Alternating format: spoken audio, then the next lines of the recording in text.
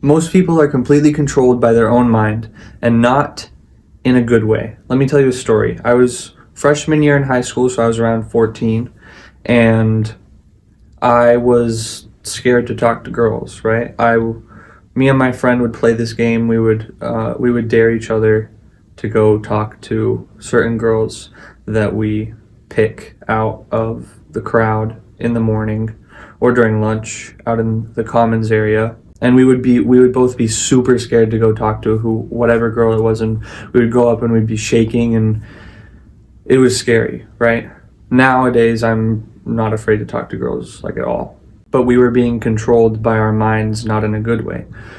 We were overthinking talking to these girls. For them, it was just, oh, a guy comes up to me and talks to me and asks me for my number. No big deal. For us, it was like, what if she says no? What if she punches me? What if she slaps me? What if she calls me out in front of everyone for being a weirdo and talking to her? And we doubted ourselves even before we started. It was all, what if a bad thing happens? What if this other bad thing happens? What if this other bad thing happens? It wasn't, well, what if she says yes? What if she really likes me and wants to go on a date tomorrow? What if she instantly gives me her number without saying anything? Without me saying anything? We just instantly doubted ourselves. What if bad thing happens? What if another bad thing happens? What if this bad thing happens? Right? We were overthinking and thinking, and we were doubting. We were doubting ourselves. And we also let our emotions dictate our actions. We were nervous. We were scared.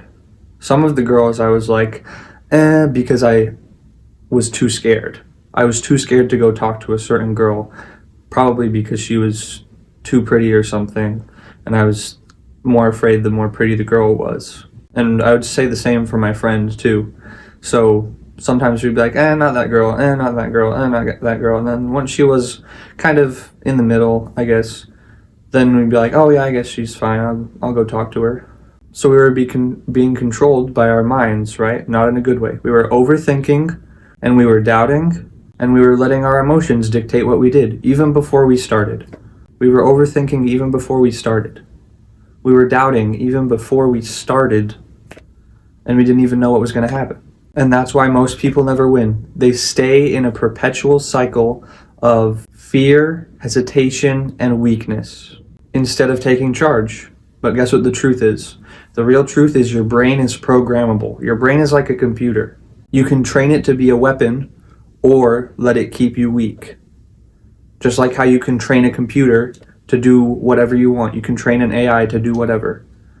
You're more powerful. You have more computing power, and you're more complex than a computer, than AI. So why can't you rewire your whole self and rewire your brain? And I see mentally weak people all the time. Lots of guys fold under the slightest pressure and give excuses, random excuses, stupid excuses even, that don't make sense lots of the time, and give up when things get tough. They want life to be easy, but the truth is, life isn't easy. If you want a fulfilling life, it's not easy. If you want to just live, then I guess that's easy. At least nowadays. You have good access to food and water and shelter and clothing. That's all you really need to live, right? But for me, the way I got out of being like this, I watched a video just like this one that I'm making right now. And I continued. I kept watching and watching and watching more and more and more. I learned more and more and more and more and more. I shouldn't be giving into my emotions. I shouldn't be giving up. I should keep going, even when it gets hard. Especially when it gets hard, because that's the stories you're going to tell your children and your grandchildren when you're older. You're going to tell the stories about how you fell down and got back up, not about how you were just walking. So obviously mental toughness is built through the battle. Mental toughness is built through conditioning your brain and actually doing things and having discipline, I guess. It's the best way to explain it. Some examples are going to the gym and pushing yourself, especially pushing yourself in the gym, especially when you want to quit. So once you get what you think is the last rep in the gym, you go down, you take a rest for a couple seconds, and you go for another one, even if you don't make that last rep and you fail it. At least you tried for that one last rep. Or you could wake up early even when your body begs you for more sleep. That is a thing that I do. Recently, I haven't been very good at doing that, but I will get back on it again.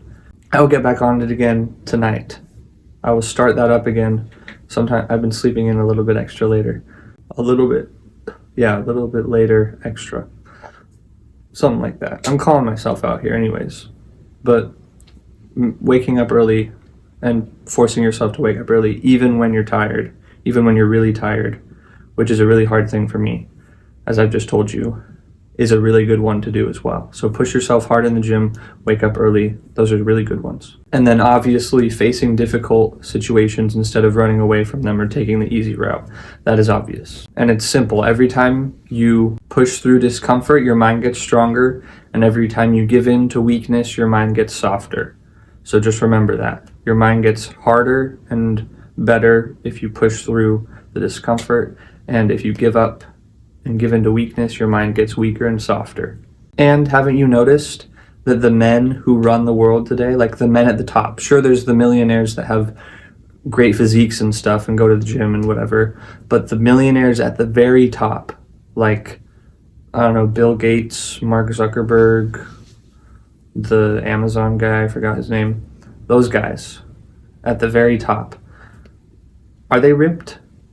No. They're not ripped. They're like skinny guys, average guys. But their minds are unbreakable. Their minds are unshakable, unbendable, unbreakable, and that is why they're at the top. They're not the strongest physically, they're the ones that are the strongest mentally. They control their emotions instead of being slaves to them, or at least they push through their emotions. They just feel their emotions and they keep working anyways. They stay clear-headed under pressure. They keep working under pressure. They keep thinking under pressure. And they move with confidence because they trust in themselves. They trust that their mind is unbreakable. They believe that their mind is unbreakable and unbendable. Sure, everyone's minds are bendable and breakable. You might have that argument. But they truly believe that their minds are unbendable and unbreakable. And that is why they make it and you don't. Why they have made it and you probably won't. Sadly, 99% of you watching this aren't going to make it. So you better try and be the 1%, right? So again, two choices. Give in to the weakness and keep your weak mind and make it weaker and weaker and weaker. Or train your mind to become stronger and more resilient so you can be one of the top people out there. You can be one of the top guys. If you do your best, if you try your hardest, you can make it to the place that Bill Gates is, to the place that Mark Zuckerberg is, to the place that the bald Amazon guy is. If you can control your mind, you can control your world. Remember that the path to heaven feels like hell and the path to hell feels like heaven. So choose the path you want to be on and stay on it. I also have a Discord. We are on the path to heaven in the Discord. We are building our minds up and training our minds in the Discord. If you would like to join, link is in the description. I also have an email list where I send out tons of cool crap, so join that as well. I love you, bro.